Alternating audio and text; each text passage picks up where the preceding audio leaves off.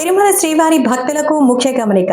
తిరుమల శ్రీవారి బ్రహ్మోత్సవాల సందర్భంగా తిరుమలలో వివిధ ప్రత్యేక దర్శనాలను రద్దు చేసినట్టుగా ఒక ప్రకటన విడుదల చేశారు. తిరుమల శ్రీవారి బ్రహ్మోత్సవాల సందర్భంగా పలు ఆర్జిత సేవలు, బ్రేక్ దర్శనాలు, ప్రత్యేక దర్శనాలు రద్దు చేసినట్టు టీటీడీ తెలిపింది.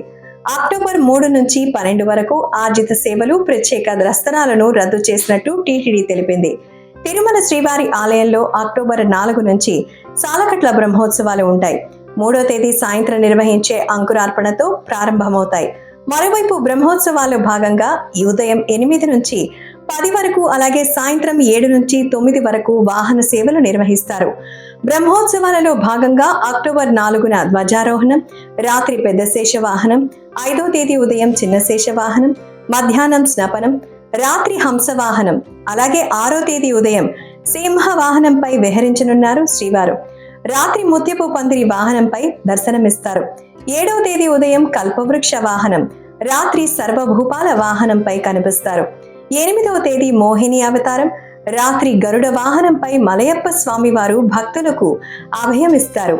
అక్టోబర్ 9న ఉదయం హనుమంత వాహనం, రాత్రి గజవాహనం, 10వ తేదీన సూర్యప్రభ వాహనం, రాత్రి చంద్రప్రభ వాహనం.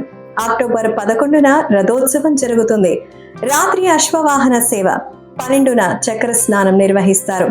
రాత్రి నిర్వహించే ధ్వజ అవరోహణంతో బ్రహ్మోత్సవాలు ముగుస్తాయి. అయితే శ్రీవారి బ్రహ్మోత్సవాలకు అధిక సంఖ్యలో భక్తులు వస్తారు కాబట్టి వారి సౌకర్యంగా దర్శనం కల్పించేందుకు బ్రహ్మోత్సవాలలో బ్రేక్ దర్శనాలు, వివిధ ప్రత్యేక దర్శనాలను రద్దు చేశారు.